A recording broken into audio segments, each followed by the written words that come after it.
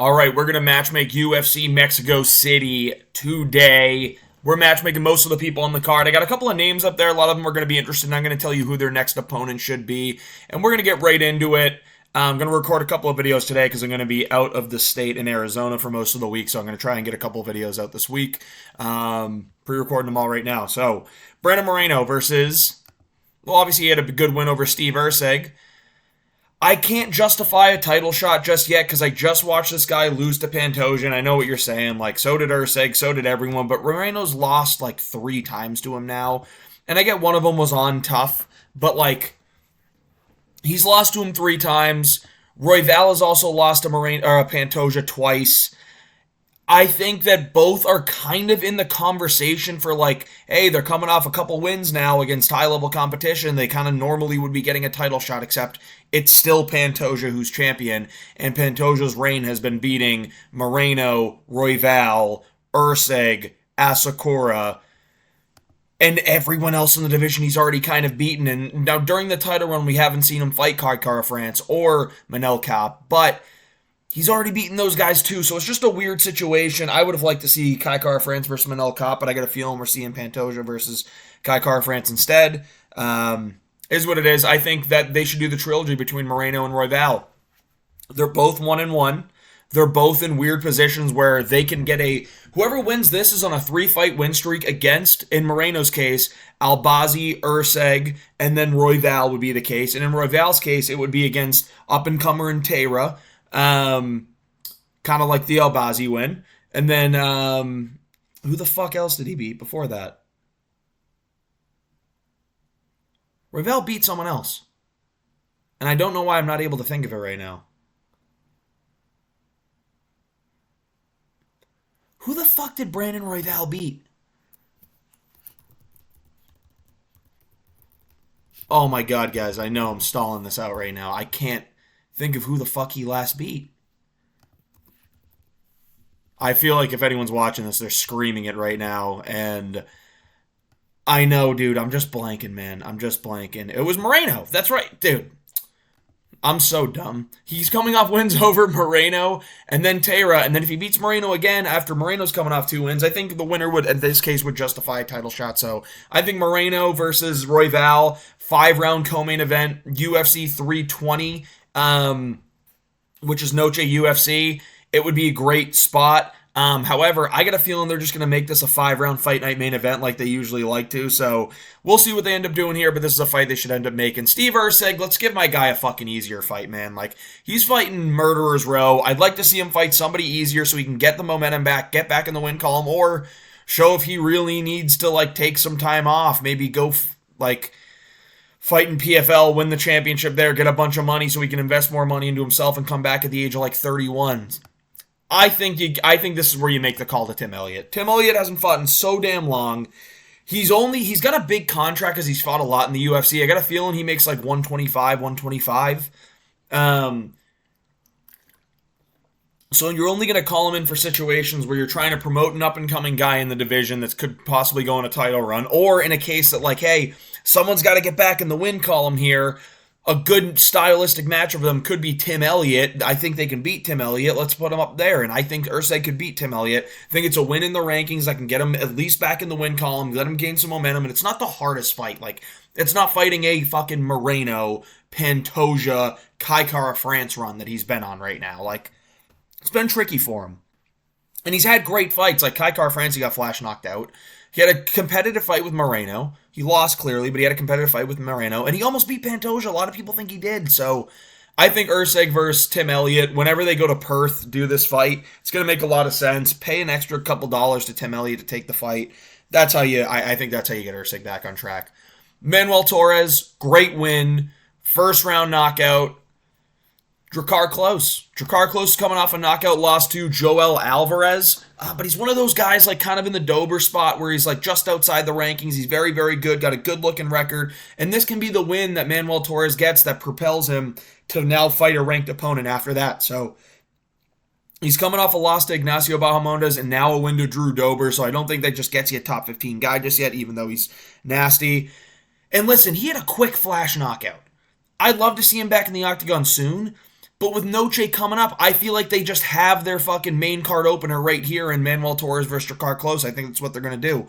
Main card opener, you got a guy who is one of the most exciting fighters. They're going to want him on Noche. They're not going to put him in a fight within the next 3 months. That could be 3 months out from the September card on Noche, knowing that, like, if he takes some damage, he's probably not going to be able to make it to Noche. So I'm going to say Manuel Torres, Drakkar Klose opens up the main card on Noche.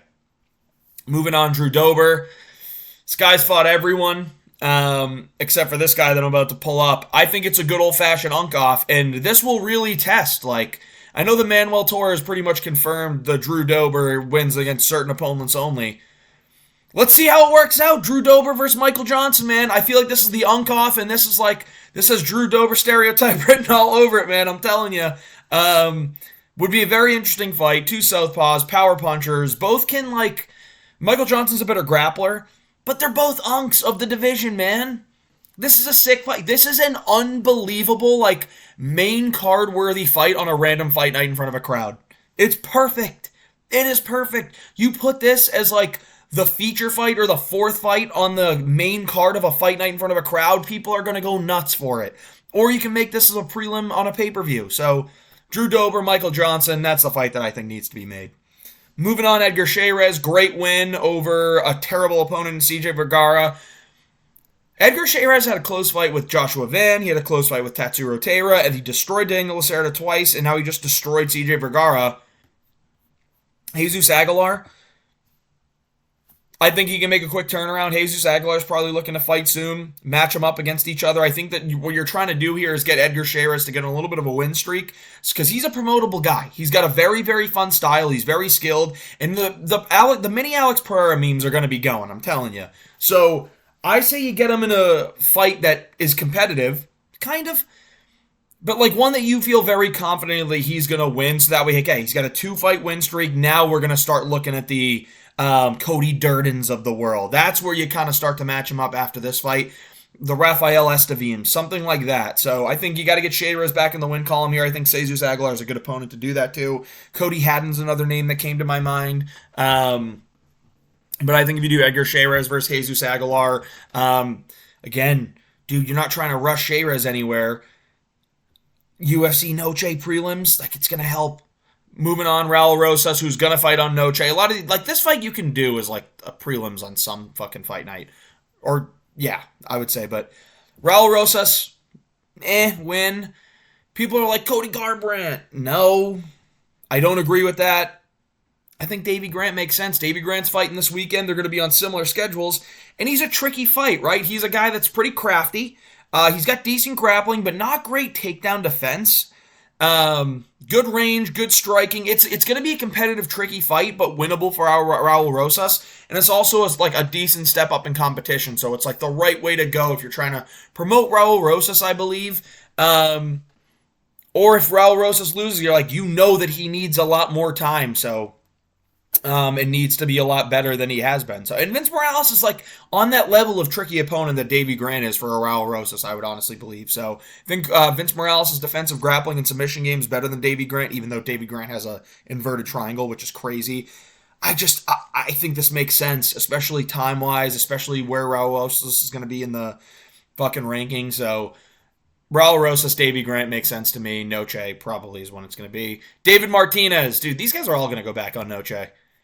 Colin Loughran coming off a win. David Martinez is a monster. I think they want to just...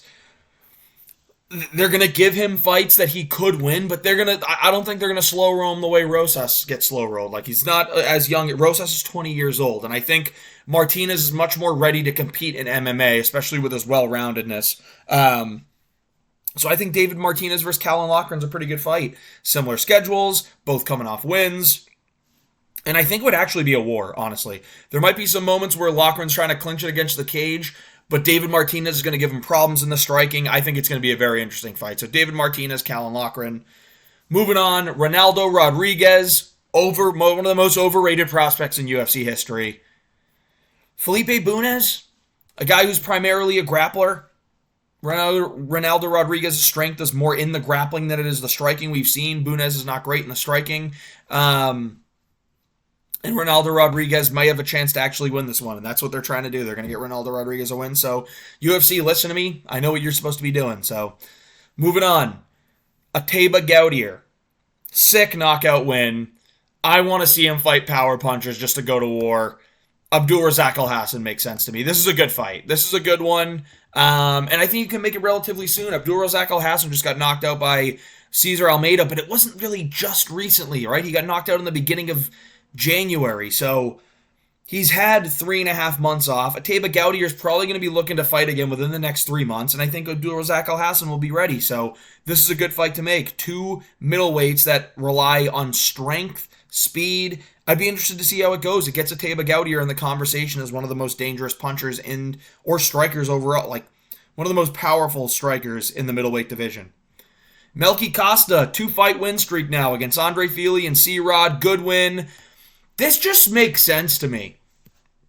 They're going to be in similar spots in the rankings. Caceres is going to have to kind of defend where he is a little bit in that top 25. Melky Costa is just outside the top 25, looking to break in, coming off back-to-back good wins. I think this makes sense. This is going to be a fight that's going to be fought predominantly at kicking range. They're both southpaws. They both can grapple, but would prefer to strike, especially at kicking range. So could be an interesting matchup. I think Melky Costa, Alex Caceres makes sense all in itself. Christian Rodriguez. This guy only beats undefeated prospects. Now, I know he's not entirely a big-time prospect because he's 34. He's not this young guy, but Hyder Emil's undefeated. Christian Rodriguez, let's see if he can take that O. That's what I'm thinking here. Christian Rodriguez, Hyder Emil. Let's see if Christian Rodriguez can take a 0 from another fighter, dude, honestly. Some that were like, oh, this guy can make the rankings before he retires. No. Let's see if Christian Rodriguez can take that 0 away from Hyder Emil. That's the only thing. I'm looking for like other competitors. I was like, Myron Santos is a good prospect, but we all kind of think he lost. A lot of us think he lost to Francis Marshall. He also does have a loss professionally on his record, so it's not really fitting the right spot. You know what I mean? But let's see if it's the undefeated number, if it's the young prospect he goes after. If he loses to Hyder Emil, it's like, all right, only young prospects from here on out. So we're going to move on. Lupi Godinez had a pretty decent fight. I think Yasmin Lucindo makes sense. They're both in similar spots in the rankings. Yasmin Lucindo's 8, coming off one of the worst performances I've ever seen in my life, on one of the most boring fights I've ever seen in my life on UFC 313. That versus... Who the fuck was... Where's Lupi Godinez? She's going to be like 11, 12 maybe. Makes sense. 12 versus 8. Yeah, Yasmin Lucindo's getting no favors. So, moving on. Rafa Garcia and Markel Medeiros, same card. Both pretty decent, similar results. Decision wins. And I think they're in similar spots in terms of talent. So, would be interested to see that one. And then lastly, Jamal Emmers. Round 1 knockout. I think Morgan Charrier, he's coming off a loss against Nathaniel Wood last week. Let's see how this one works out. Two decent fighters, two guys that are a little bit, they're outside the rankings, but they have some name value in the hardcore MMA community, so I'd be interested to see how it goes. This is the UFC Matchmaking Mexico City. Hope you enjoyed it. If you did, please like and subscribe.